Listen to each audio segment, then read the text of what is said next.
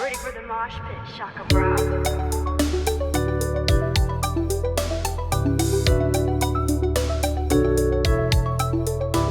What's up, everyone? Welcome back to StrangeCast. Messed up almost there. Welcome back to StrangeCast, Play One vs. World's Life is Strange fan podcast, episode 138, Side B. I am one of your co-hosts, Adnan and Riaz. My co-host on the sinking boat with me, Adam Evalt. You are here.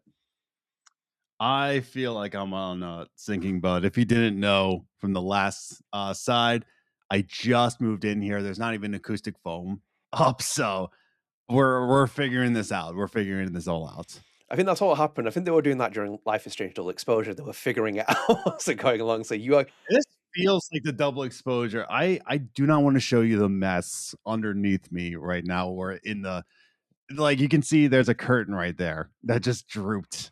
So hopefully the next episode things will be more set up. Indeed. So well, we will plug the hole that comes up in our boat. Me and Adam will be extending hands over, and then next minute we'll be plugging the hole that's in the boat as well, because we will all be saved, just because this is our preview episode before reunion. Hopefully you've had the first part. It's also marking essentially the 5-year StrangeCast, 5th year of StrangeCast, which is amazing.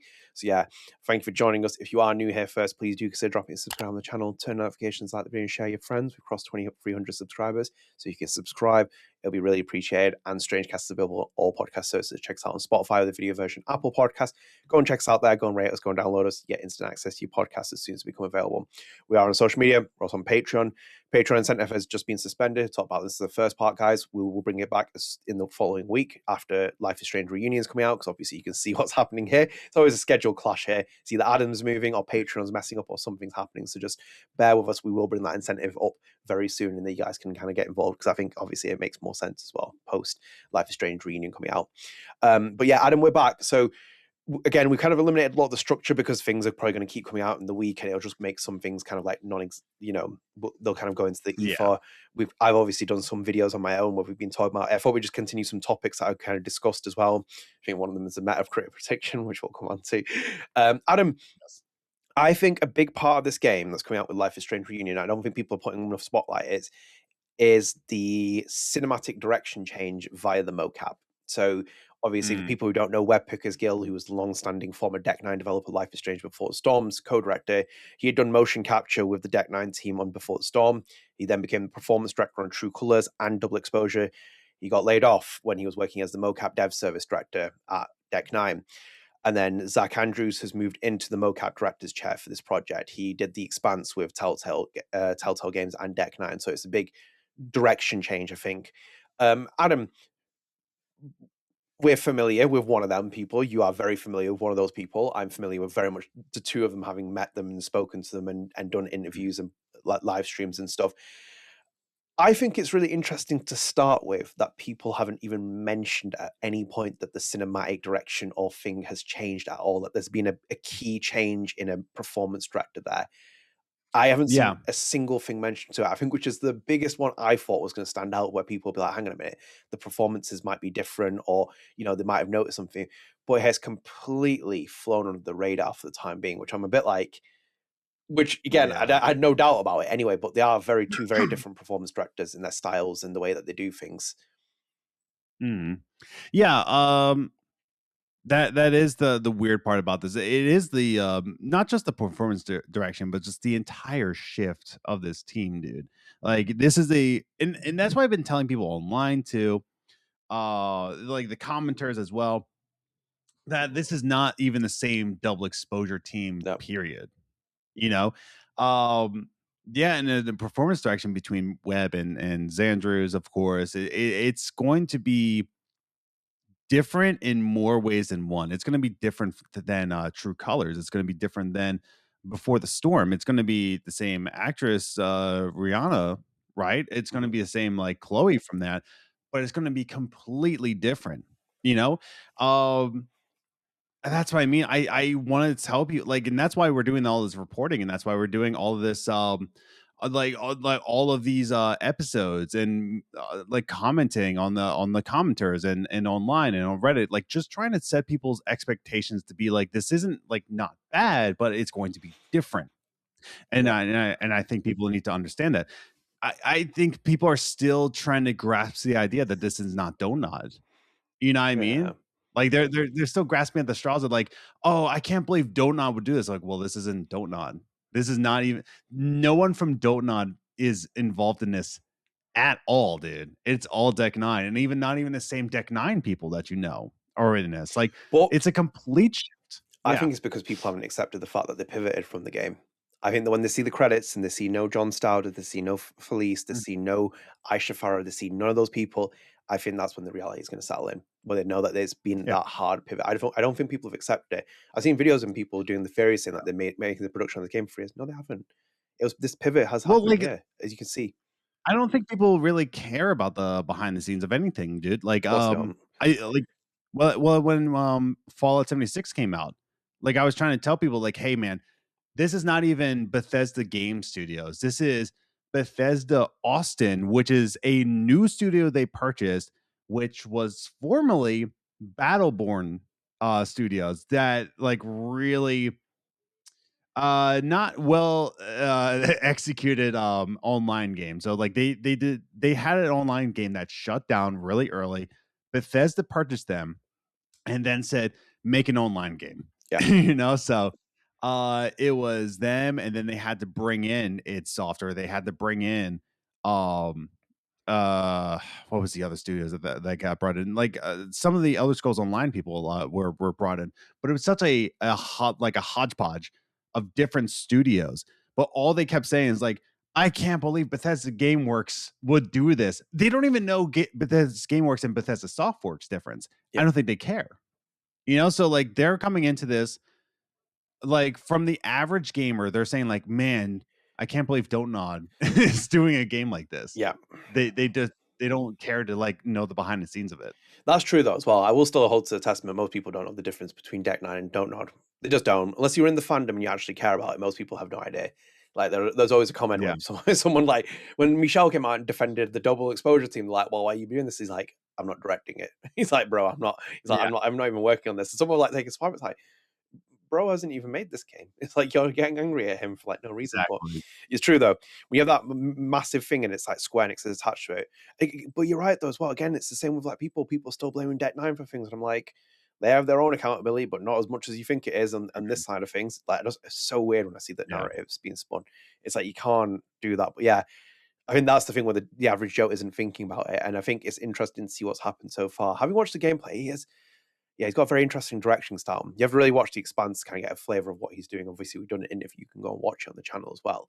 Very interesting director. Very, very interesting insight. But so far, I'm very much sold on the mocap. He has done a really good job with it.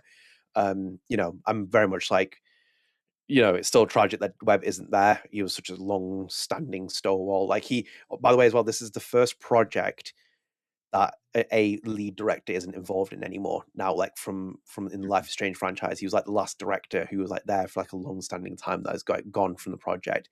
But with Zach though, he's very interesting. He did great performances in The Expanse. The Expanse was great, man. Some of the performances were great in that. Lily Okama sung in that. She was that was one of my favorite interviews that we did. That was so funny. She was so good.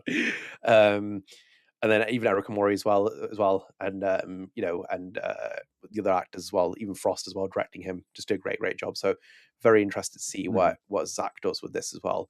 I think this tone sets him as well. I think they've done that with the tone change as well, with the kind of like almost Abraxas cult like thing. They've turned it into the Expanse mood where it's a bit more darker, and it kind of suits his style because I don't see him doing slapstick Life is Strange style comedy and stuff. He does it in his own kind of way. I think he did. There's one scene that's really well with Max that made where she's like, I'm not a crazy lady. I'm not a crazy lady. She says it in a voiceover. It's like, you can see that they've done a really good job with that. So yeah, no, very excited to see where he's going with that. Interested to see how Hannah and Rihanna work under him. That's a really interesting one. They seem to be really in their element at the moment, kind of working on that direction. Yeah, no, I do think that like, I think people they don't need to look into the background of things, but it would be nice to know before here's the thing.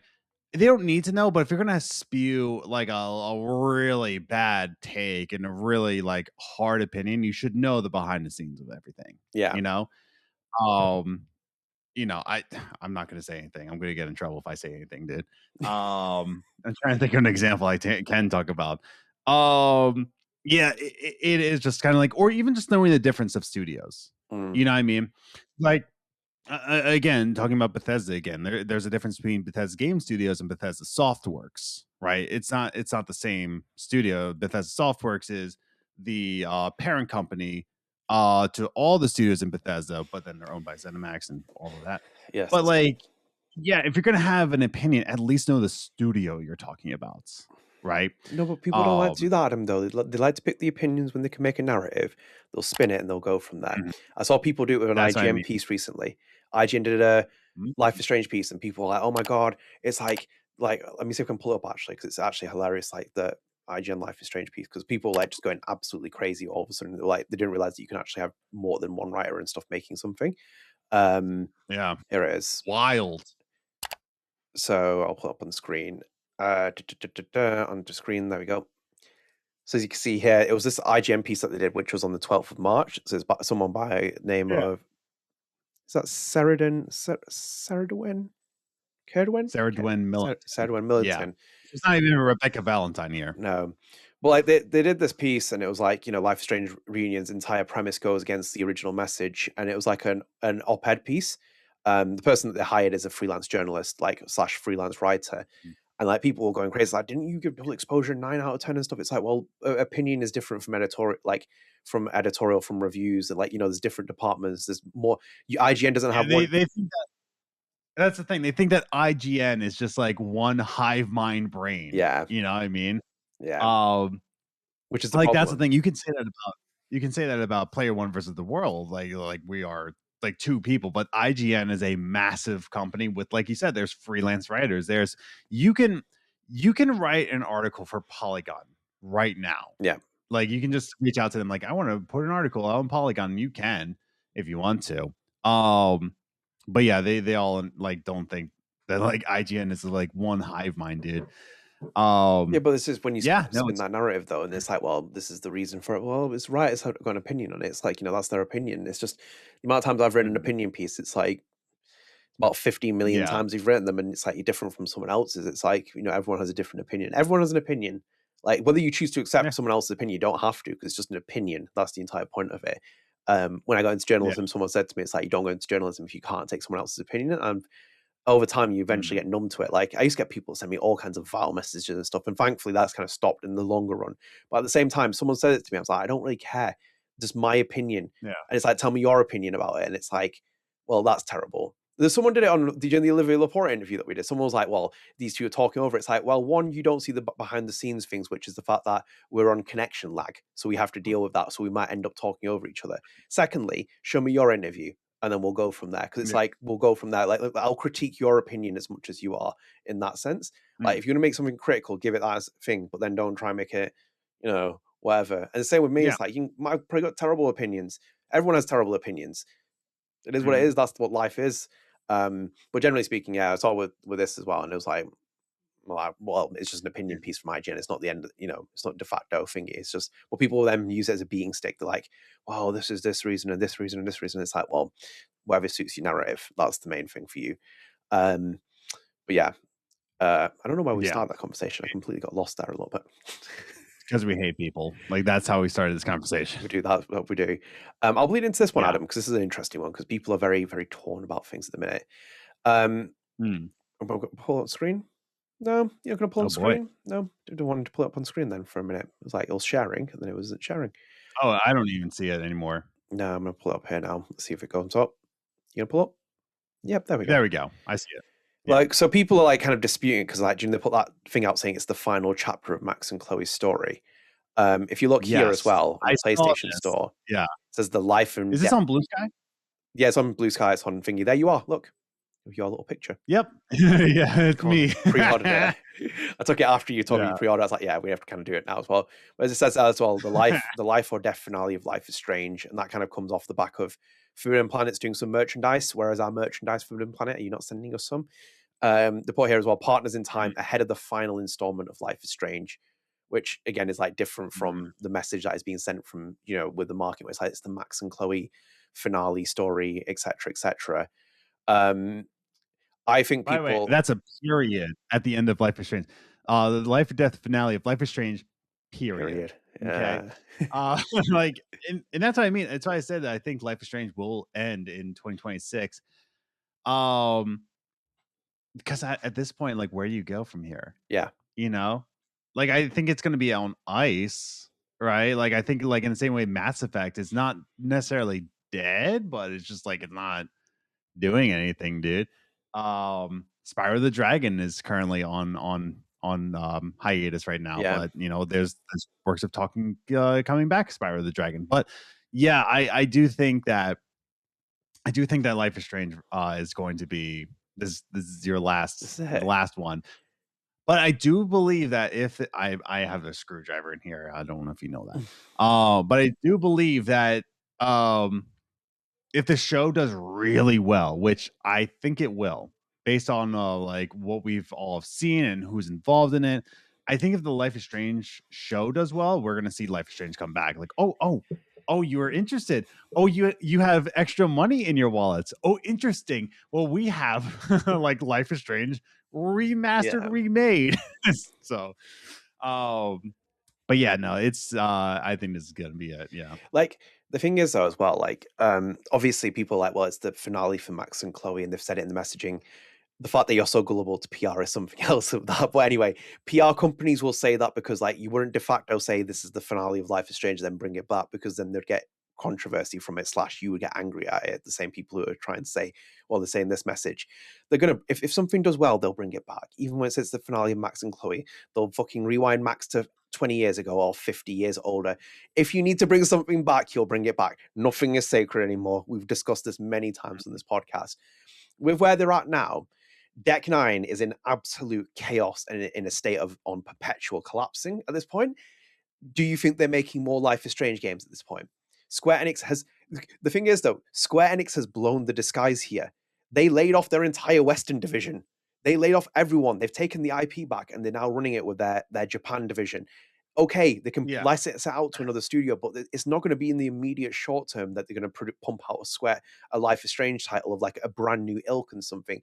This is it. We're at the de facto point. The price has gone up on these games in terms of like the production, the cost revenue. They don't make as much profit anymore as they used to, etc., etc. Yeah. As Adam said as well, now the bank is on the TV show. I still don't know how I go with that at the minute, because I don't know if it's going to pull the numbers in of a Fallout or something else or any other kind of show that's on Amazon.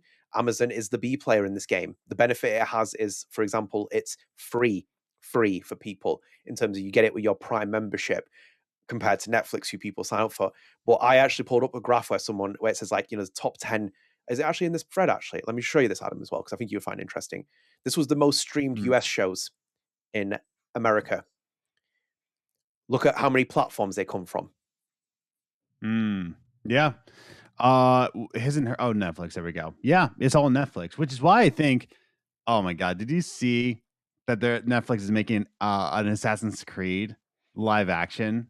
I'm surprised it's taken this long to make it. I thought they would have made it. I know. I thought they would have made it before the Michael Fassbender film. That was terrible. That film. That was. I own it on Blu-ray though. Why? Why? I want to know that first. Can we please explain that? Like, why do you own this on Blu-ray? Because I'm an Assassin's Creed sycophant. That's why. Except I haven't played all the recent games. Like I've not played Shadows. But yeah, like to your point though here, Fallout being Amazon Prime Video. Yeah, it's all Netflix. Oh, look at that Seinfeld. Look at that. Yeah. Hell yeah, dude. Look at the platform it's Thank on. God. Yeah. But that's what I mean, dude. Like, thank God all of you are finding out that Seinfeld is amazing. Problematic person for sure, Jerry Seinfeld, and most of the people involved in that show, but still a funny show. Yeah, no, it is what it is. I do think that like at least Amazon has one being a video game TV series. Yeah. And I think Amazon is coming too. But I'm not going to say that like Amazon is as good as Netflix. That's not a thing. That's not a thing anybody should say. And that would be like saying like, yeah, you know what? I think Everton is just as good as Man United.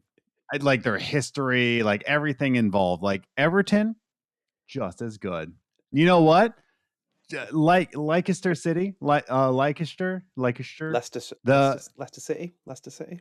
Yeah, Leicester City. You know what? Just as good as Man City.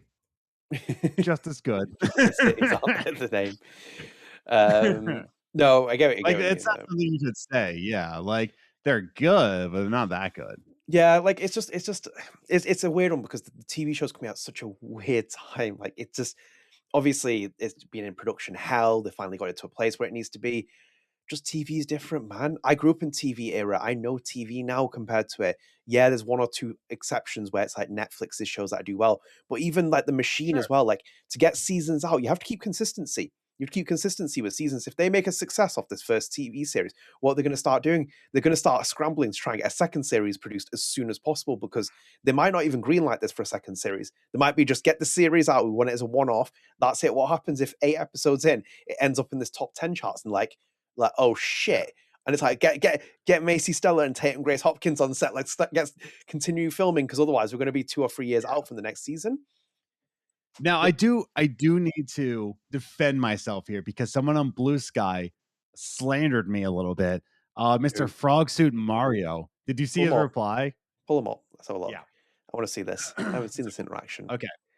So they slandered me here. They slandered you. Oh, they slandered me hard, dude. So okay. So we have here. That's the only chemistry test I need to see between Tatum and Maisie Stella. Welcome back. That's the Lost fan, by the way. Oh, Lost fan. This is you. That's the Lost fan. Yeah. Mario? Well, you know, Lost fan, you slandered me, saying like I remember you and Castigarden were both recently worrying about the ability of Amazon, but come to a good after seeing Project Him, which I still have to see. I love the book. I can't wait to see the movie.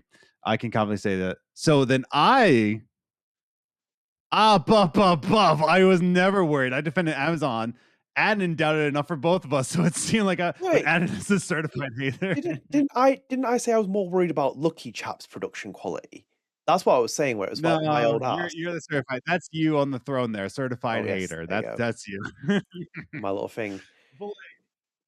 I don't think we were necessarily. No, but we were talking about thingy, my old ass, because we were saying the production value on that was like an absolute shocker compared to thingy. The production value is okay in Amazon. I don't think it's anywhere near as good as Apple Productions, for example, Apple TV, or like even Netflix, for example. Like, you know, that's where the money's coming flowing in. But like, I didn't think it was like terrible. I was very critical of Lucky Chaps on my old ass. I was like some of these shots. I was like, we need to like up the game here. But no, I wasn't on Amazon MGM Productions completely. Yeah, I think the terms of people being worried is that like you're saying like but it's not Netflix, it's not even Hulu. It's like Amazon is like just like let's be real here. Amazon is just getting recently decent at streaming, but Netflix has been doing the game for like 15 years. They're playing the game, they're evolving it, they're going to sports, they're going to the next evolution of live streaming and tiering. They're going to the baseball now. They got the UFC, they got the MMA fights coming up with Ronda Rousey, and they're doing all those other events. They know how to kind of milk this game. Do you know what as well though? I think a part of this strategy has to rely on social media. I think they're gonna have to TikTok the living hell out of some of these clips to get people's eyes on them, to watch it. Yeah, I think they're gonna have to get people to, because I know Macy Stella has some recognition, but it's not like the level of like, it's not like a notoriety of Emma Myers level, and I don't think people are going to sit there and watch Margot Robbie talk about Life is Strange and then fluff her lines or something with that. Like, I think people want to see like a lot of like things that do it, and I think they're going to have to really tap into that like Gen Z marketing in terms of TikTok, get the clips out there. If you're watching Dimitri Johnson, I know you're watching this, you better not be stealing my ideas. No, I'm joking. But like, they're gonna have to really tap into the social media market and get people's eyes on it. It needs like a salt, it needs like a Saltburn, Sophie Ellis Baxter, Murder on the Dance Floor moment where people come back and watch it, or is it John Hammond with his dance that he did was like on TikTok for ages. It's like that. Oh, John Hamm. Yeah, that's what. Yeah, John Hamm. Like that one. Like we need those moments. They're going to need something like that to kind of like just lift it off into the ground, because like that. People will watch it. It's on Amazon. It's not on some like B player like like S tier kind of like platform or something. But it's not. You have to kind of question where it's at now. At the minute, they've destroyed the franchise's game base at this point. By the time this TV show comes out, say if it comes out in 2027, right, the first season, late in 2027, you've gone like almost a year or something plus where there's been no Life is Strange games, and quote unquote people have moved on with their life and gone forward with it. And you see with all these franchises, I remember at a point where I was thinking like, oh, Metal Gear forever will remain in the public consciousness. Is it? It's like it comes up here and there, but people are like, well, whatever now. It's like, it's a relic of the past now. Same with Halo. How much is Halo like really like that kind of like talked about? How much are they doing it all the time? They did a TV show for that. How did that end up? I know it's Amazon. I know it's Amazon, but I think like you have to kind of set expectations. Fallout is more of a Fallout is a massive fan base compared to Life is Strange or something like that. There's more value that's going to go into something producing something like that. I had I had an Amazon fan pull out yesterday as well. I had Fallout, and it's like, oh, look at that Fallout promotion. So they're promoting all of England. Bloody hell, nuclear war's coming. Watch Fallout. And that's what I mean. I think Fallout has just that more of a push because of the show. Yeah. But yeah, it is Microsoft's fault why they haven't utilized Halo. It's such an easy get, dude. Like, and yet they just underutilize it, dude. They just underutilize all of their IPs, dude. Microsoft has so many IPs. They're like, meh, I don't want to. Like Banjo-Kazooie. Yeah. They're like, meh. Like, why? Why not? Speaking of which, did you see this news? Because I'd be interested to see if you have any familiar parts of this person. Because it was reported on the DLSS 5. No, it's the Life is Strange TV show. Yes. It's the first director they announced. Karyn Kusama, yes. Yeah, Karyn Kusama. So obviously I've done a little video on this. If you want to go watch it, you can go and watch it. I won't repeat everything. Are you familiar with her? I've seen one thing that she's done, and I can't remember what it was. I remember going through her IMDb, like, oh yeah, Man in the High Castle, Yellow Jackets. Yes, Man in the High Castle. Yes. Do you want to watch Jennifer's Body? Which Jennifer's Body? Was that the 2006? It's 2006 or 2009? Or is that the recent one? No, it's the 2001. It's the early one. It was the one with Megan Fox. Yes, and Amanda. Yeah, so Seyfried. Yeah, Chris Patton as well. Mario. It's me, Mario. Oh wait, no, Jennifer's Body. That's the most recent one. Then is that the most recent one? Yeah, Chris Pratt would not have been. Oh, sorry, it's just mixed them all together though. This one's got J.K. Simmons in it, Amanda Seyfried and Megan Fox. Oh, Megan Fox. Wait, so it was the 2009 one. Yeah. Wait, I haven't seen that movie in a long time. J.K. Simmons was in that Jennifer's Body? Yeah. You look at the thingy over here. Yeah, go for it. 2009. Listed on it. Wow. Simmons. Like, I was also shocked because I saw Wanted recently again, and Chris Pratt was in Wanted. And I'm like, the heck? I can't remember this Wanted at all. With Angelina Jolie. Yeah, Chris Pratt was the you remember the guy that was like hit with the keyboard and his like teeth came out? Yeah. That was Chris Pratt. Oh God. Yeah, dude. It's me where I'm just like, yeah, Amanda Seyfried was in it, of course. Yeah, but that's the poster of it. It's quite yeah. Amy Sedaris was in it. J.K. Simmons, like, yeah, man, I need to. By the way, if for all you Gen Z people, if you watch Jennifer Body 2009, that is what the 2000s were like. Like, that was movies in the 2000s. Yes, like that was such a based movie. So yes, I have seen Jennifer's Body 2009. I have seen Jennifer's Body. Haley 2009. Dude. Haley Williams was on the soundtrack. Amazing. By the way, this movie came out when I was 18 years old. I was the prime market for this movie. Let's put it that way. Of course you were. Yeah. But yeah, dude. So yeah, so I am familiar with Karyn Kusama. I think they're an excellent like pick here because again, like they are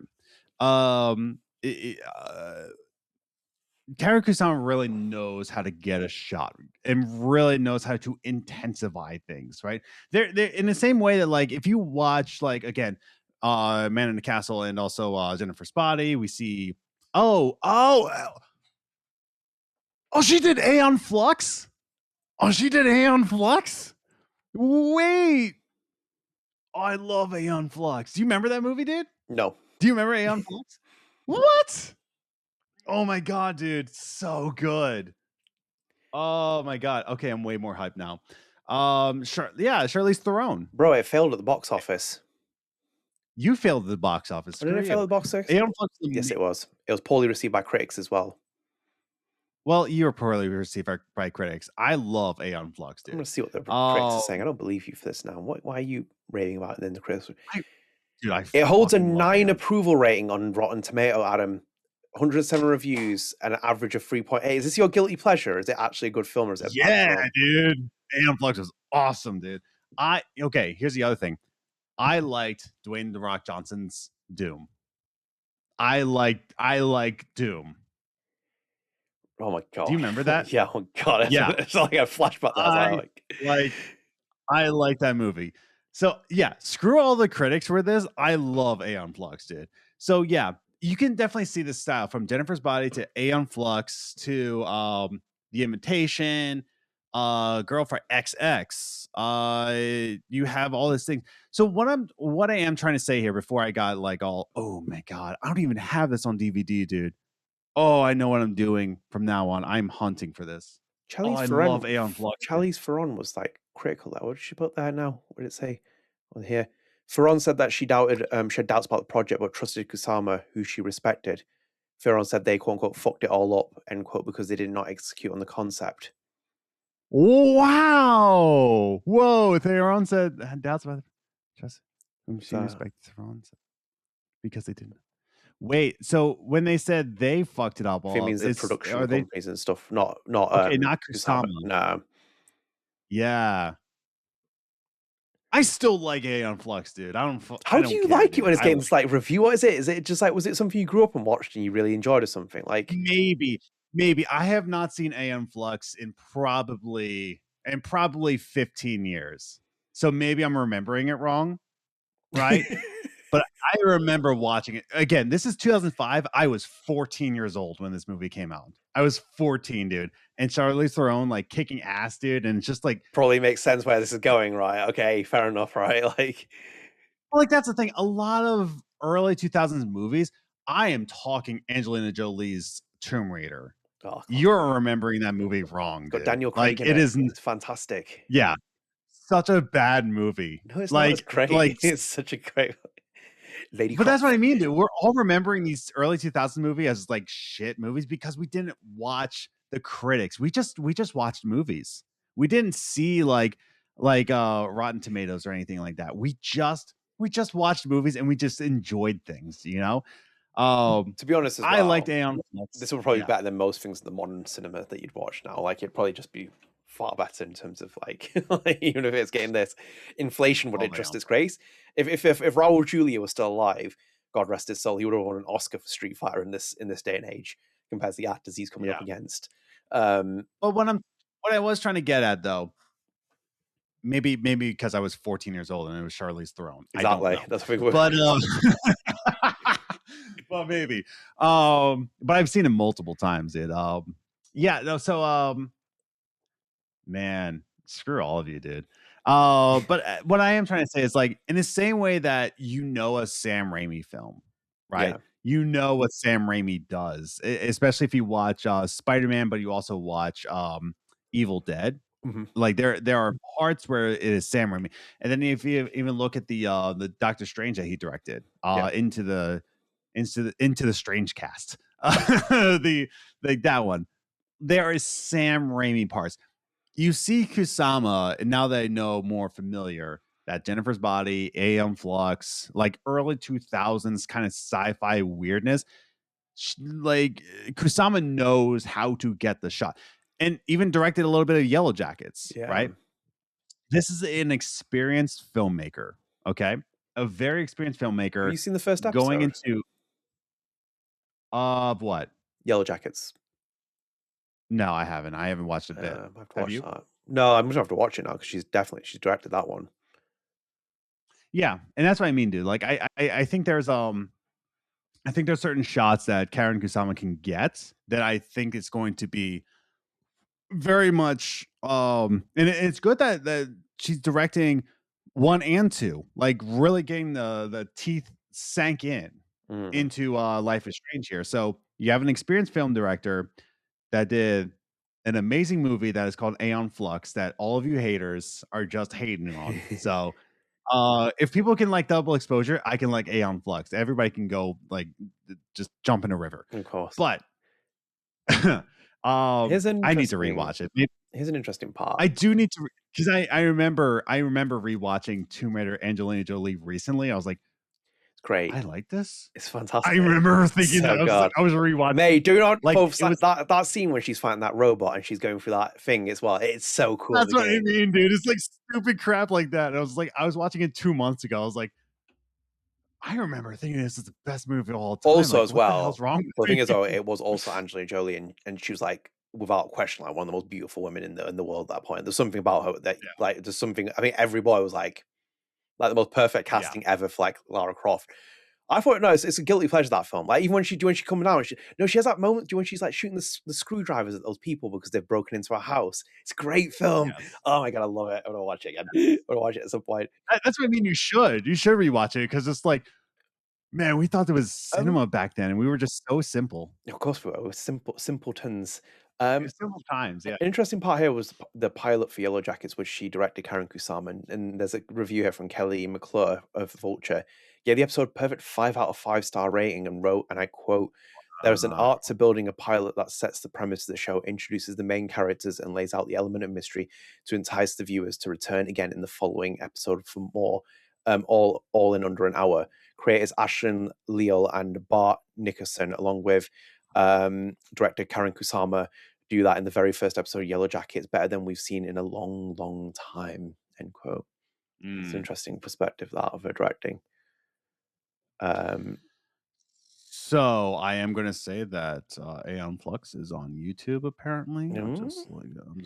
It's interesting as well. Oh because no, the it's audience size is it's pretty the small. animated series. Blech. If you look at the audience size, It's the that as well, animated pretty small as well. Like that, this was watched by 0.246 million viewers, earning 0.02 in the 18 to 49 range demographic of the Nielsen rating scale. So again, like if you're getting someone to do a pilot episode of Life is Strange, like it's all there, which is there. She's literally demographic worked on that kind of thing. Yellow Jackets has a vibe with things. It would make sense for her to do it. It'll be interesting to see what she does. Like, I think like she'll do really well with some of the style shots, like from the first early parts of Life is Strange and how they adapt it, like during the entire lighthouse sequence and stuff. Yes. I also joked at him as well. I'm a repeat as well. I joked where it's like, that lighthouse sequence is going to happen, and then Amazon Prime Video is going to play like an advert. It's going to be an advert that loads up afterwards. It's like the introduction with a slot advert in there. So it's like do. That's going to be great. Interesting pick though. It's a good pick. I can't doubt that. Like as a thingy. Look, they've got a lot to do with this. There's a lot of things that can go wrong with the production on this kind of thing and what they're adapting and stuff. I've always said my expectations are down here. I'm interested to see what it is. We're not talking about Lost here or some other kind of like massive TV defining or Aeon thing. Flux. What is it about Aeon Flux, man? I can't understand that. I thought it was going to be like I've missed something here. It's like it's been absolutely commercially panned, and it's like I'm like, why is he like this film so much? It's only Charlize Theron that's doing that. Yeah. I think it was, yeah. But no, very interesting pick of Karyn Kusama. I was not expecting that to be there. What happens with Charlie Covell, but with Tatum Grace Hopkins as well. Speaking of which, I might actually bring it on live here. I was talking to Adam about this whole podcast. It's actually quite funny. I'm just going to put it out there. So, where was it now? No, it's not there. Let me pull it up there. There was a Tatum Grace Hopkins thing that was here. Let me quickly pull this up. Where is it now? I don't think I'll retweet it. I will rewatch Aeon Flux. It probably was 15 years. Maybe I will come back next week and be like, you know what? I was a stupid 14-year-old boy who saw Charlize Theron. I'm gonna just claim this as well. So if you look at this graphic that I made, right? So this is the Tatum Grace Hopkins one. And Michel's comments there, and I put it at the bottom and I posted it on Instagram. It says, "Congratulations, I can't wait to see you portray our Max." And it was on the Life is Strange Instagram account with the announcement happened. And I posted this on Instagram and I tagged Tatum Grace Hopkins in it as well. And I just been like nosing around and things as well. And the previous screenshot I had, she was not following Michel. And since this graphic has been posted, she is following Michel. I'm just taking credit for that. There's no way I knew if Michel was following. I knew Michel was following her. She was not following Michel, and I'm like, perfect. She's got the body of work now. We're setting her up behind the scenes. Dimitri M. Johnson doesn't know this. We're setting her up with the tools to succeed with what she needs to do. She's great. I think they'll be fine. It's just the expectations of the TV show. It's just it's a lot there, like that. No emoji. Where's the emoji? Like, come on, man. You got to be Max and Chloe there. It's no emoji. That actually looks like Max in that photo. It's very scary from the side. It's like actually quite scary just from like her hair look. It's like, goddamn. Dude, I am sold on Tatum Grace though. I'm completely sold. Again, after seeing Meek, I am completely sold on Tatum Grace. I'm just curious to see how Maisie Stella portrays Chloe. Yeah, I think she can. I'm very curious. That's all. Look, man, like even the height thing, they'll use camera techniques, they'll use all kinds of things. They'll put some stilts in her boots or something. Like God only knows how you can you make the height thing easy. I think you just can't tell until you see her in the outfit and how they present her as well. And I don't really know Maisie Stella's range enough to know that level of performance, because Chloe Price is a really different character to kind of repeat the conversations behind the podcast. So like and I say again, introvert is an easier character to play than an extrovert. It really is. Like people think Emma Myers is Enid Sinclair. She's like nothing like that in real life. She's literally the biggest introvert ever, yet she's playing a massively extroverted character. Same with Heath Ledger. Was Heath Ledger the Joker in any way, shape, or form someone's eyes? No, he wasn't. He just doesn't strike you as that kind of person. Played it though magnificently. Ben Affleck playing Batman, yeah, it suits him. It's like, yeah, we can see why he suits that kind of character and persona. Sometimes actors really blow your mind away with like how far their range is. Maisie Stella might defy those odds as well. I think Tatum's in a quote unquote easier role in terms of the introverted character. Sure. I still think the expectations are massive in itself. And I think for me, it's again a little bit of an imbalance where I think a lot of the expectations on Maisie Stella's kind of really drive this forward in terms of being the character to kind of like vibe with and kind of do the conduit. But she did great in My Old Ass. I think her chemistry with Aubrey Plaza was really great with that. So it's kind of like actually she can work well off someone and do something like that. So we'll have to see what happens with it. But yeah, it'll be an interesting way of going about it. But that first trailer is going to be the first moment of that where it's like, here we go, and we're going to see it. And I think that's where even they will probably be like, let's see what the actual engagement of what people feel about this when it comes out. But yeah, I'm very interested to see that. Nonetheless, so that's that. I don't know if there's any other topics towards that to talk about. I think there's one. Oh, Adam, actually bring this one up quickly. So Zoe Tunnell's Life is Strange comic, the prequel, we have a cover. So there it is. So this is the digital comic that will come out. You will access via your Square Enix app that you downloaded, which you hate.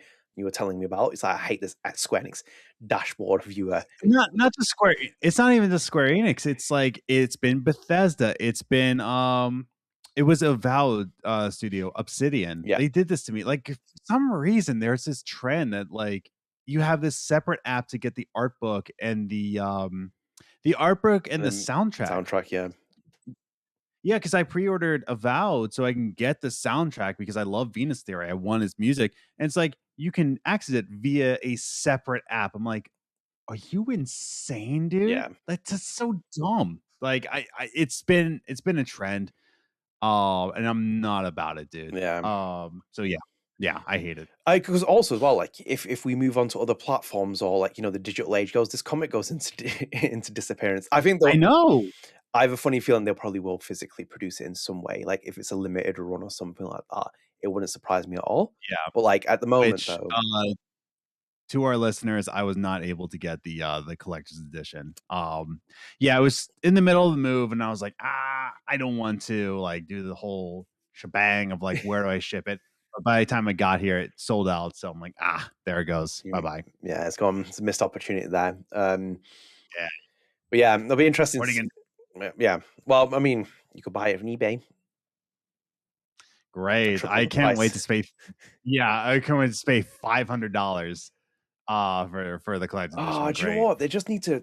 Even Pokemon's like I was watching a massive documentary on Pokemon and the way that they've ruined the cards and stuff, and like the way that they've turned it into this mass market everything as well. They should just like print these like as much as fucking humanly possible, bring the price down, tank that entire economy that's been set up, and then just go from that. I hate it so much, man. I hate this like little thing. And look at this way. I might sound like a boomer. In my day, we used to hold a Charizard in its hand, as a card in its hand, and not in a block of slab. I find that so sad for people that walk around with blocks of slabs in Pokemon cards. Not that can't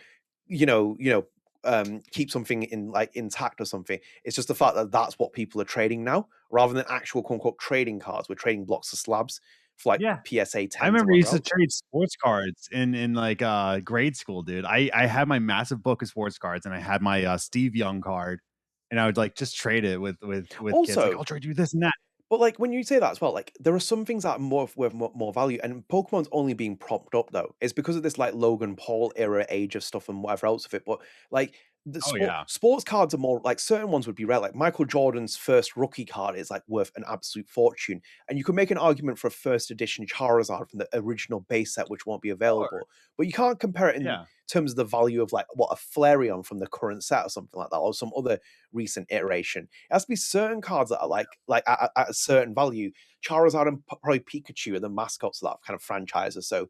You can't do it like, when I see it sell for silly money, I'm like, who has this money? It's like, can you give me some of that money? It's like, I would love to take some of that money. It's like the amount of money you're spending on a Pokemon card. It's like, God damn it. Our economy is tanked, dude. Yeah. It's just tanked. It's in, but it's in assets though. So it's in assets like that where people are putting their money and stuff. They don't put it into actual things. It's like, let's keep it into certain assets and stuff. I want to put mine into the asset of the Life is Strange 1 vinyl. Why are you guys not reprinting that? Just reprint it once, man. Even Daughter reprinted their album. Like, God damn it. Like, oh. Yeah. So that's so dumb, dude. But yeah, anyway, Adam, let's go back into the Patreon. We'll go into a couple of those, then we'll go and spread the arts comments of the podcast, and we'll sign off for our final episode before the wonderful Life is Strange.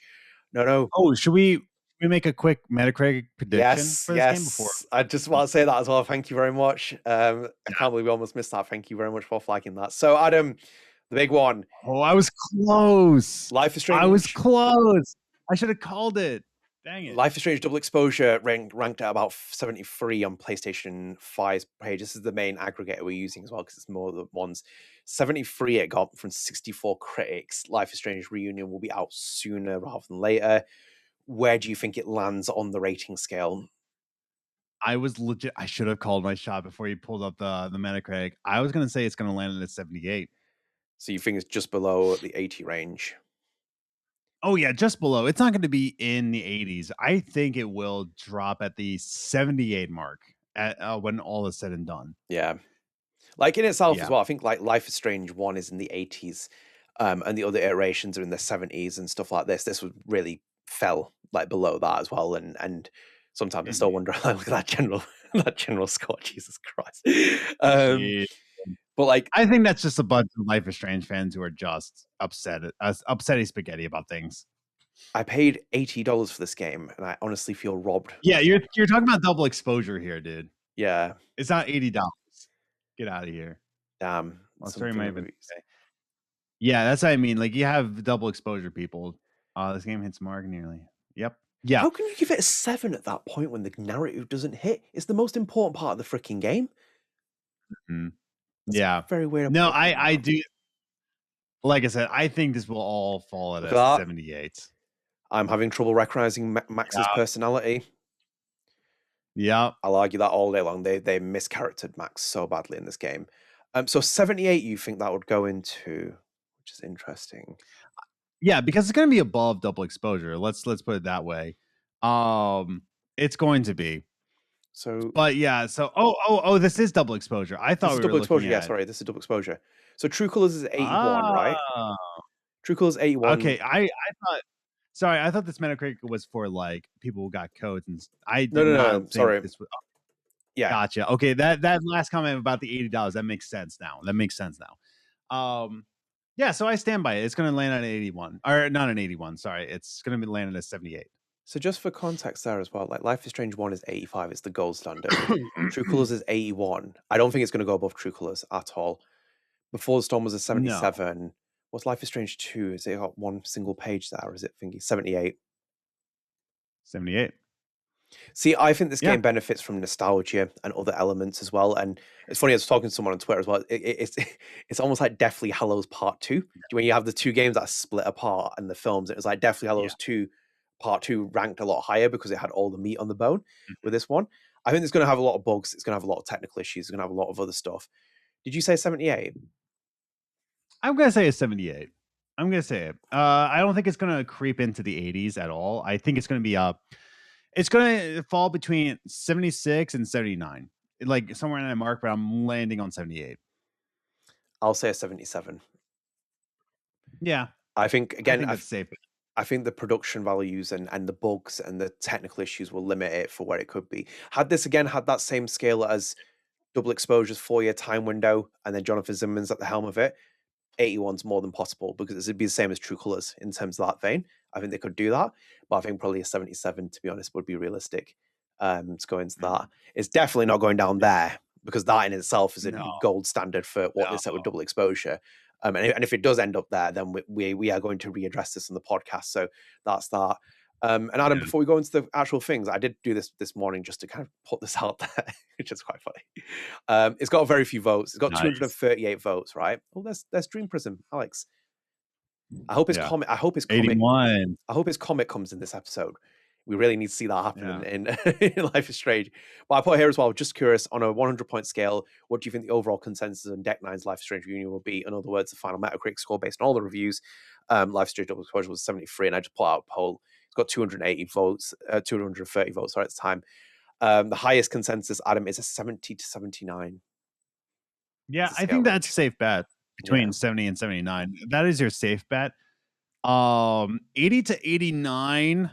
The two top ones I think are your best ones. Like Dream Prism putting at 81. I think 77 to 81. I think this is going to fall towards. Because I could see things like catching up to it. You know, even when you said with the time length and stuff like that, that might kind of really start playing into it.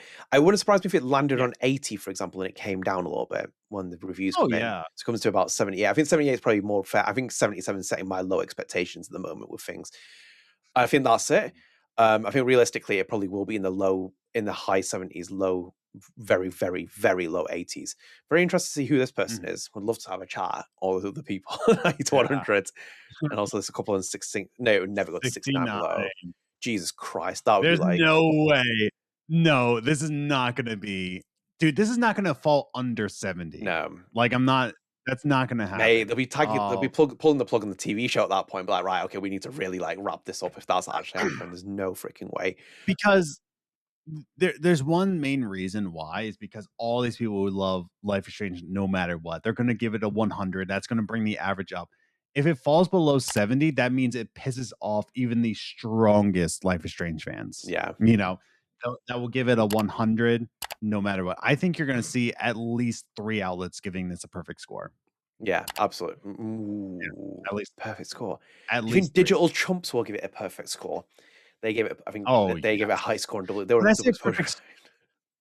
I say perfect score, I mean anywhere between like a 92 and 100. Like that's my perfect score. Like anywhere between, there's going to be at least 3 outlets that give it between a 92 and a 100. Is IGN one of them? IGN is 100% going to be one. IGN's going to give it a 95. Jesus Christ. Yeah. God damn, that'd be something. So yeah, well, we will keep you out. We will keep it out, and then we'll give the StrangeCast review. This will be our next iteration of the review scores. It'll be interesting to see how that goes. Yes. But Adam, before we get into Spread the Arts and also comment the podcast, let's go in for some more StrangeCast memories. Continuing on from side A, obviously we love the memories. Let's get to Kevin Kestis here because he dropped a couple in here that we didn't get into. We did that one. Okay, there's 2 here. You put here, Patreon, episode 118, 24 minutes. You told us Patreon users that you were grateful for supporting you. It was so wholesome. Oh, thank you. And then also 1 hour, 16 minutes, 17 seconds. This episode was the Kevin's Takeover. Now we have someone not named Kevin. Someone named not Kevin. That is quite funny that we have someone like that. That's great. And then also you put here as well, another one. I indeed have some special memories I'd like to share. Happy 5th anniversary, episode 115, side B, timestamps 43 minutes, 17 seconds. You answered my question about Quantic Dream games. 45 minutes, 44 seconds. Fahrenheit was momented old game I haven't heard till Adam brought it up.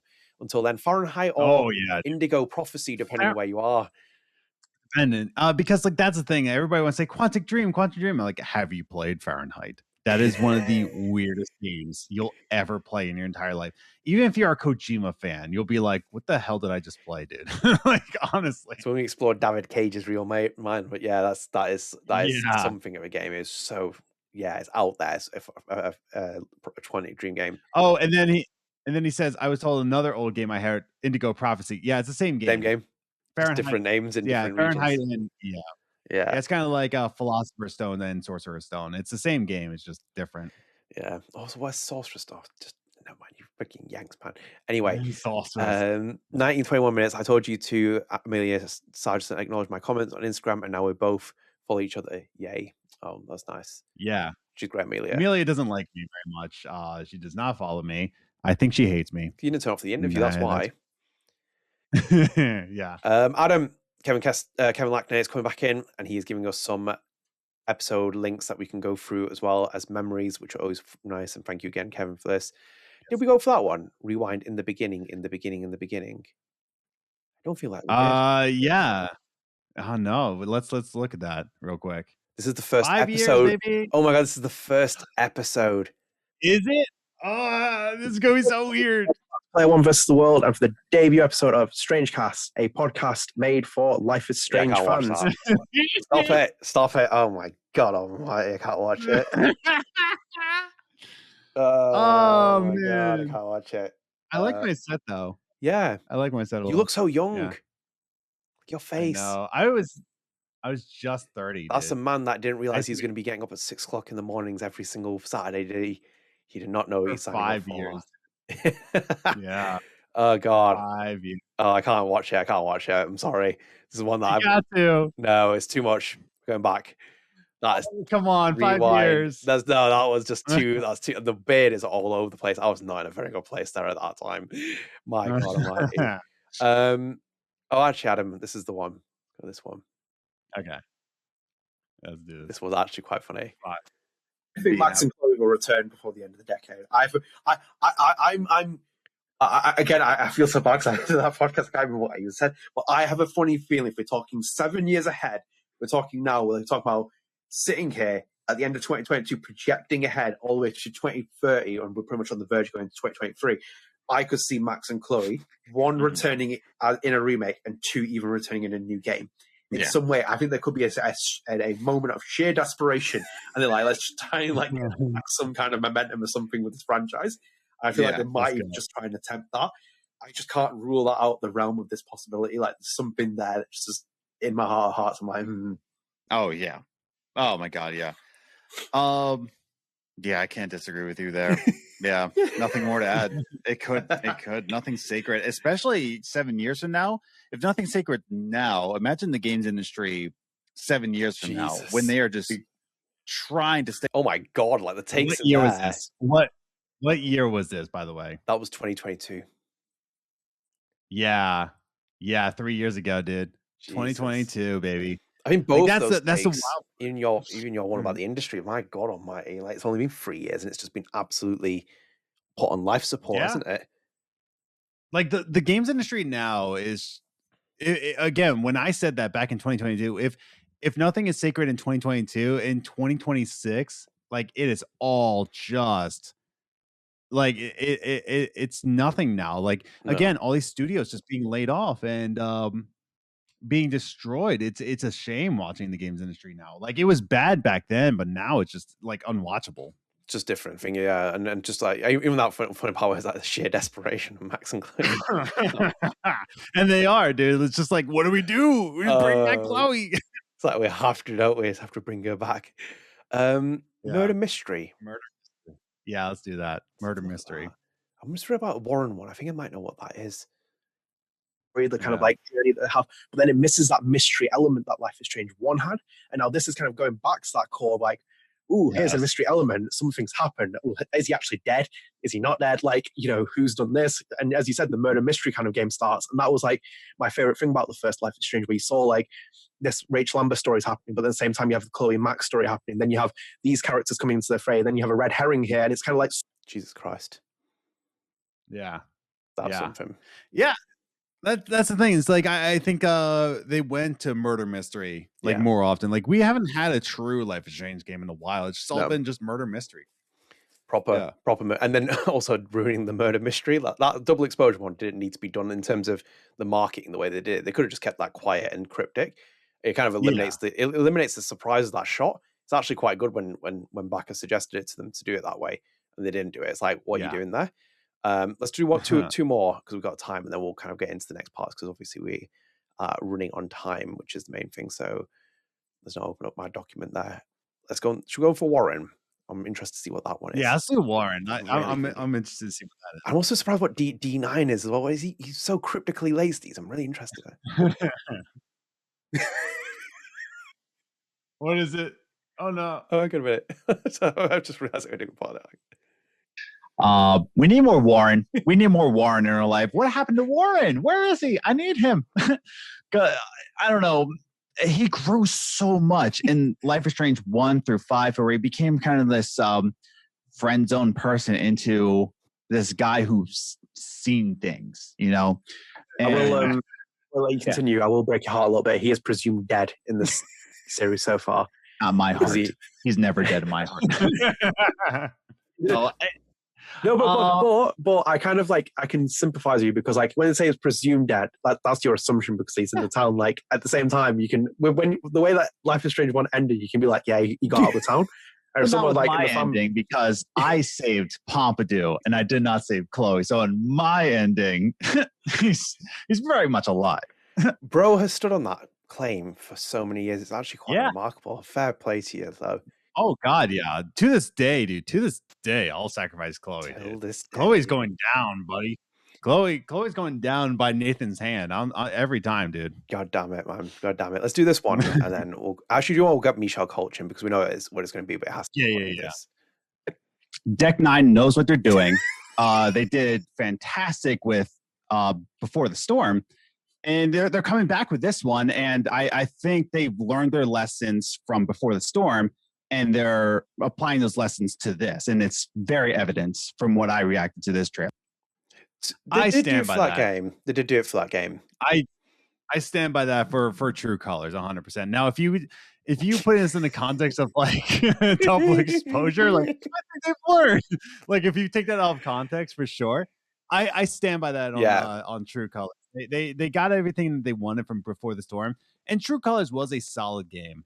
Man, we'd give anything for that, Adam. You're right as well. Like anything would be palatable. Like that was when it started to go off the hill, the franchise, and then the exceptions with what's the face, like what's his face, the material, Steph's Story and stuff like that with Rosie 4 and stuff like the one or two a lot anomalies that have come out since then. But True Colors was like the last thing where I was like, actually, yeah, okay, you know, you've gone over the Life is Strange themes and you've done all this other stuff again, but it was still like,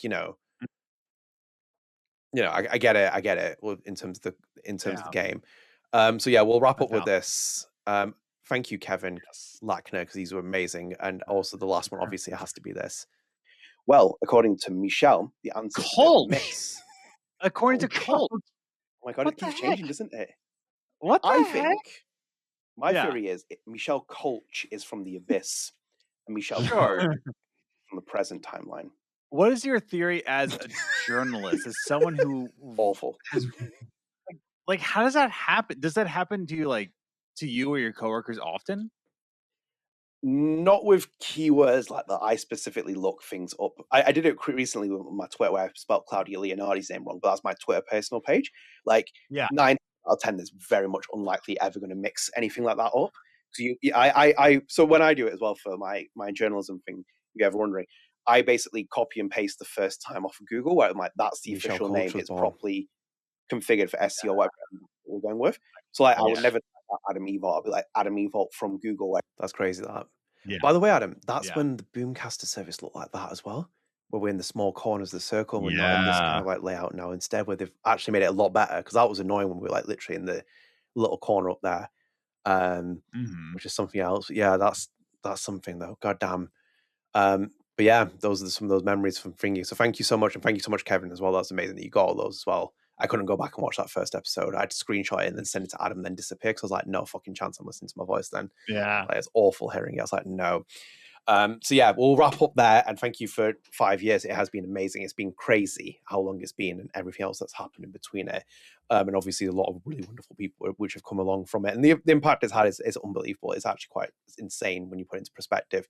Adam, comment on the podcast. Let's go into some of these quickly, and then we'll go from there. We've quite a lot of them as well, and I just picked out like some people who haven't been on before as well, just for difference as well. Definitely. So at Under the Current 9708 from Side A, episode 136. But I actually think Tatum may outdo all our expectations. Also, I like the idea of an unknown actress for Max. I feel good about this. And she was on Broadway rooting for Tatum. So the first part of that is, Adam, why is that your burner account? Like your Tatum Grace Hopkins fan burner account. Dude, I'm telling you right now, I do believe, man, Tatum Grace is going to like. We have expectations that she's going to do good. I think she's going to go above and beyond. I do believe so. Yeah. I'm just going to keep hating on her until she follows the Instagram page. When you follow us, then I'll like start wearing a Tatum Grace Hopkins t-shirt to each episode and be like, I'm like, who's hating on her? Are you like, and then Kevin's like sending me clips. It's like, you were hating on her in this episode. It's like, no, I wasn't. Well, that's just lies. That no, she will do well. She will do well, and you know, I think the expectations are massive on that as well. Actually, speaking of which, Adam, I can give you a little bit. There's a little detail here. Actually, hang on a second. I'll pull this up. I won't say who it's from, but it'll just be a little tidbit that you'll get from here. I might even post on social media for you guys. I was just doing a little bit of thingies. So, whilst we're talking, this is so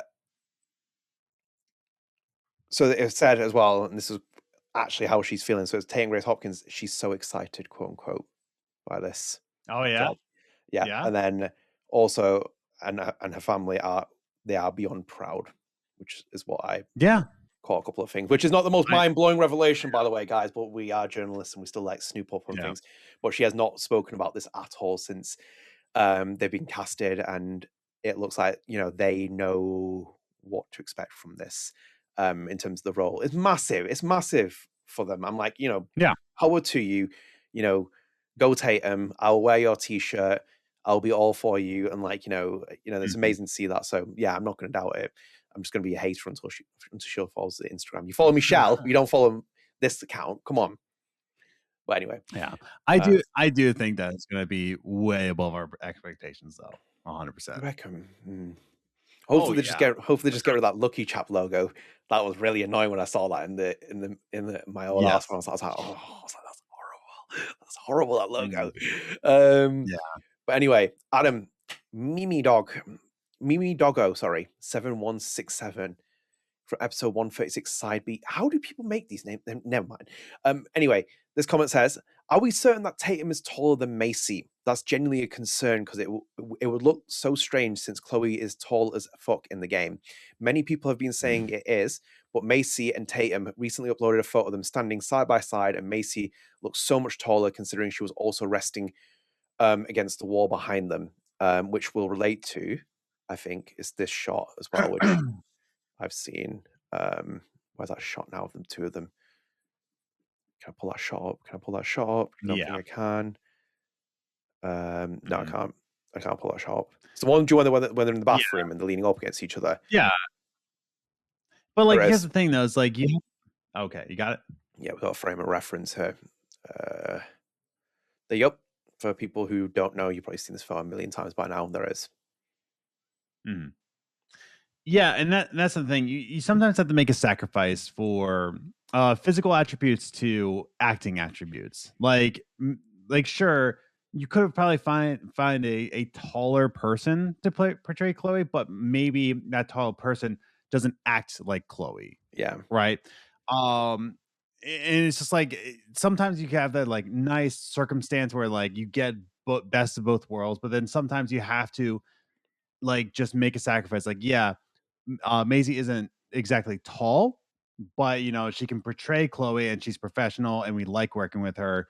Like the pros outweigh the cons, that the cons being like something you can do like post-production, like making her look a little taller, you know.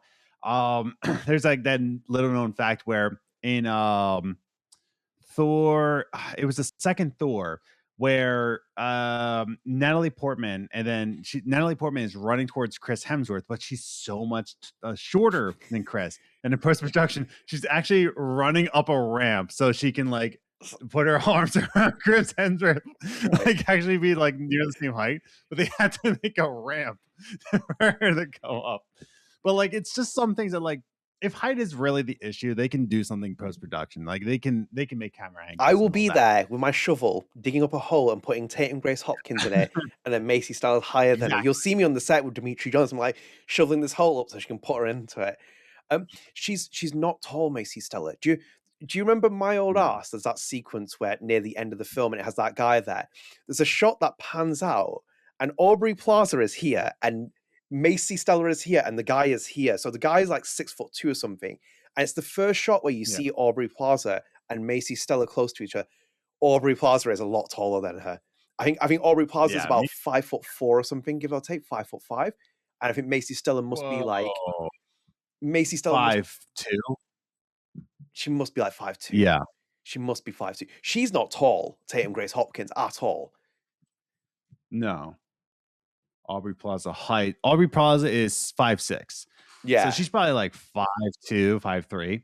She is. Yeah. She's a lot shorter than Aubrey Plaza in those shots as well. Even on the bed and stuff, you can see that there's quite a bit of a height difference between them. But it's just not the end of the like. Ultimately, again, they made Ian McKellen 10 feet tall with Gandalf and stuff, and like made small hobbits and stuff like that. You know, I'm sure they could make Abby a 6 foot woman if she wanted to out of her 4'11" height and stature. But like, I'm not too overly that concerned with it, as long as they can try and deliver something which is like, you know, screen.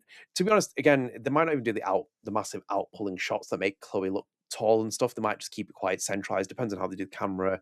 Again, stilts, maybe all kinds of things there. So yeah, I'm not too bothered by it. But that's a very hard photo to kind of tell by, though. I think like the way that they're leaning against that as well. I don't think you're really going to get a height. We're gonna have to get inch tape and like measure them and see like what's going on there. Yes. But yeah, that's that. So thank you for the comments. It's been really appreciated, and we'll wrap up there. Adam, spread the art before we go. What are you spreading? I'm just making sure I have the there it is. Okay. So I can't remember if I talked about this or not, but there is a new special on Netflix with one of my favorite comedians, Taylor Tomlinson. So Taylor Tomlinson, fantastic comedian. She has a new special out on Netflix called Prodigal Daughter. So Prodigal Daughter is actually it's actually shot in a church, dude, and she's talking about religious trauma. You just can't. I'm sorry. Before you continue, you just can't escape it, can you? You do this to yourself, don't you? That's why I want to talk about this because I do have religious trauma. That's why I think I really connected with this special entirely, because she does talk about it's not that she's atheist. She doesn't throw the baby out with the bathwater, the baby Jesus out with the bathwater. It's just it's complicated. And she talks about that, how it's complicated to talk about religious trauma without offending people. And she's not trying to offend Christians. In fact, there's a church that opened up to her to talk about it, you know? But yeah, and there's other things about growing in your 30s and how relationships work, and how she was insecure in her 20s, but now in her 30s, she's way more comfortable. It's a really interesting, talk about trauma and growing older in that and understanding who you were back then. It's a very good and very funny special, dude. So Taylor Tomlinson, Prodigal Daughter, she's definitely nails the head on hits the nail on the head in terms of religious trauma. She's agnostic.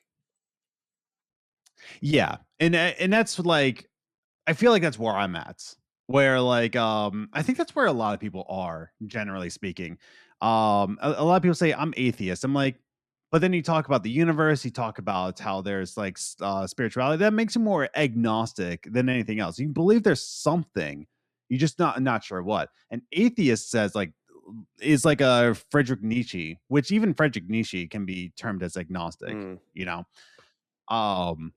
Yeah, I would say so. But yeah, no, I would. Why did she leave the church then? There's okay, so again, that's part of the jokes in the special though. Right, let's leave it's it then. more of like, well, like I will say this one, the one that struck me so hard on this special, where she has bipolar disease. She is bipolar. She's How do you say that? bipolar. I think it's just bipolar. She Yeah, is bipolar. it's bipolar. She's She had has bipolar depression, disorder. panic attacks, night Yeah, terrors. bipolar, depression. Like she has a lot of like mental health issues and disorders. And the same with me. I have ADHD, I have depression, I've been suicidal. But in this one, like she talks about how a lot of people like, yeah, you know, I was going through a hard time in life and I found Jesus, and you know what? Everything went right on track. I said some prayers, and then she's like saying, like, someone with like mental disorders, like, oh, it's that easy, huh? It's that easy. Just find Jesus and like all this brain will be fixed, huh? It's the messaging of Christianity that she was like going not really against, but like trying to tell people it's not that easy for everybody. It's a solution for some, but for people like us, where it is like a much more complicated mess. Yeah, it's a very interesting, good look at religious trauma, and I think she respects the outcome of it. And again, like the fact that she's shooting in a church, like she's being very respectful about it and just explaining what religious trauma means to her. And I'm like, yeah, I'm 100% going to like tell you, Taylor Thompson, Prodigal Daughter. If you can watch it on Netflix, it's worth your time, dude. Yeah. It is definitely worth your time. Yeah, she's going beyond the Hulk Hogan, eat your vitamins, say your prayers, and kind of like become a person that she needs to be. But yeah, very cool though. So obviously, as you might expect, my spread of the arts is going to be quite obvious what it's going to be, because obviously, look at that. As you can see there, that signed vinyl as we got from Tessa Rose Jackson. So this is the actual collector's box that was in. There's also the vinyl that's signed as well. But yeah, you can see there, Tessa Rose Jackson has signed it with her lovely signature, which was very cool. And then also as well, I got her album signed as well, which was quite nice. But just to add to that as well, because I might as well, we did get Double Exposure signed there by Tessa Rose Jackson in the corner, which is on that little font. And we also got the Steelbook sign. She's never seen this before, which is quite interesting. So they did do a Steelbook for this. None for Reunion, which is a bit annoying. They didn't do one for Reunion, but they have done one here. So this is signed there by Tessa Rose Jackson with her little star thingy. By the way, really, really, really good gig. So I can't actually. I think people really enjoyed the vlog, which was great, and thank you for that as well. She kind of like sets up. Yeah, really it was a good closed set too. Like it wasn't like overwhelming. Yeah, it was great for that. Like it was just like the vibe of the atmosphere and stuff, and like even the way she does a set list as well. She kind of tells a story throughout her, and like I've watched enough interviews with her, and like the way her life is as well. I think she's fascinating. That would be a dream interview for me to do with someone. But I think like the way she kind of tells the story and who she is and what she goes through as well. There's just some great moments. Even that guy who like yells "Don't nod at her." I was like, I literally was like, looked at Jace. I was like, what? and then if you go back and watch the video as well, I shout at her, and I'm like, life is strange. And then she's like, this is the bridge that connects. You can see she looks over at me and Jason. I'm like, yeah. But it was really nice though. It was really cool with the entire thing. Like, funny enough, when her support was playing Grace as well, Tessa was in the crowd. So she'd come in, stood in front of Jace, and I was like, oh my God, it's like Tessa Rose Jackson's there. It's like Jace. I was like trying to nudge her. I was like, Jace. I was like, there's Tessa Rose Jackson stood there right in front of you. But no, it was really nice. And actually, funnily enough, we met someone who also was a Life is Strange fan there, which was really nice as well. Hey. So Glenn, who follows me on Twitter, I followed him back now as well. He was in the corner and I clocked him when I came in. I was like, I didn't know it was him, but I clocked him. I was like, red flannel. I'm like, come on. Like red flannel. And then when I was going to meet Tessa thingy, he came over and spoke to me, which was really nice as well. And I hope I didn't come across as more introverted as I am, because I go into full shutdown mode at that point. I was like, who? I was like, what? I was like, I can't actually speak at this point. But no, he came over. It was really nice, and he had Before Storm pin as well. So I was like, I didn't see that. I was like, I saw the red flannel, and I was like, must be that. But I had a good chat with him, and it was really nice to chat with him as well, which is quite cool. But yeah, it was like that thing. I was like, me and Jason was like, there must be another Life is Strange fan. I was like, must be someone else in here. I'm sure I clocked him shouting, also saying Life is Strange as well when Tessa was asking, because she was setting up a little playing This Is Lonely. But no, it was really cool nonetheless. And Yeah, and she even said like she's like, I put This Is Lonely in there because I knew you were coming to the set. And I was like, that's really nice of you, Tessa. I was like, I was waiting for it. I was like, we're like an hour and 10 minutes into this playlist. It's like, where is the Life is Strange song? It's like, you must be playing one, but yeah. I also said to her, I was like, Tessa, I am furious that you came before Life is Strange Reunion was released. I was like, I could have got 2 vinyls signed here, and you turned up here. And I was like, God damn it, man. Like, track around the other part of the country now to find her to get this signed. But no, really cool. And honestly, like, getting those signed was great. It's nice to have the vinyl signed as well, which is amazing. So just generally, I thought the gig was amazing. And for what I paid, like 12 quid, which is like $16 like for that kind of like homey, vibey kind of atmosphere and stuff, amazing. And I got to use my iPhone 17 as well, which was crazy as well. It was like watching with my real eye, you know, like capturing the footage. I was like, damn, this is crazy, like quality. So yeah, that's my review. It was amazing. It was really great. And she's just, I wish people would talk about her music more. I think she's really, really great just as a human being and everything. And Life is Strange really touched her as well. I think she very much spoke about that as well. So no, very cool. So I wanted to show that. But yeah, my vinyl's been signed, which is so cool. Actually, funny enough as well. Yeah. We did get that signed, which is the main one. Oh, nice. So that was the one that I talked about on the podcast where I said that I didn't get it signed because I missed her email. So she did sign it. So she signed it over here. It says, "Thank you for your love and support." And then Tessa Rose Jackson in the little thingy there. And I believe her producer also signed the back of it as well. Oh, that's crazy. Yeah. Dang. Which is there. By the way, as well, did you watch the vlog, didn't you? With that I did. Yeah, I did. Do you see her drummer as well in the corner? Yeah. Yeah. I kept looking at it. I was like, he reminds me of Adam meets Johnny Galvatron. Just the look wise. I was like, if Adam. I kept looking at. I think he looked at me one point. I was like, do you know that? Not to me. That was me hitting in the corner. I was like, oh, it's out there. Oh crap! I didn't know we did this one. He proper gave me Adam Evalt meets Johnny Galvatron vibes. I was like, oh my god! I was like, yeah, but no, very very cool though, nonetheless. So yeah, we've got all that signed. Great seeing Tessa Rose Jackson, amazing, like absolute steal. If you can see her in your area and she's there, take it. Oh god. And yeah, before we sign off as well, had you waited a little bit longer, you would have got a signed Tessa Rose Jackson vinyl. You're the one that mailed it to me. I know, but you waited a little longer. I also did it out of regret. I was like, okay, I've been holding off this for a year, and I was like, I'll send it to him. And I sent it to him, and then Tessa Rose Jackson was announced. I was like, ooh, that's a bit annoying.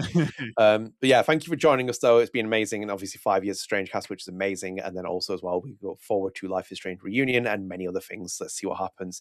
But before we go as well, obviously a big shout out to our Patreon subscribers. So we have Kevin Lackner, Sunday, Clare, McLoughlin, Jake, Carly, Kevin Kestis, Clarx, MrAnselmi, Spunger, The Lost Fan, Paul Groschke, Xavier, Ashlyn, KatanaGirl, Not Called Kevin, Dan G, and Olivia. Thank you so much for your support on Patreon. There will be incentives and stuff coming up, as you can probably imagine, as things go forward. But yeah, we'll sign off here. So thank you so much for joining us. If you are new here, please do consider dropping subscribe on the channel, turn notifications, like the video, share with your friends. And StrangeCast is available on all podcast services. So check us out on Spotify with the video version, Apple Podcasts. Go and check us out there. Go and rate us and go and download us. It'll be greatly appreciated. Yeah. And we come back on episode 139 for Life is Strange Reunions review. That will be our third mainline entry that we review on StrangeCast, which will be crazy. So yeah, let's see how that goes. Until next time, guys. See you later. Bye. Later.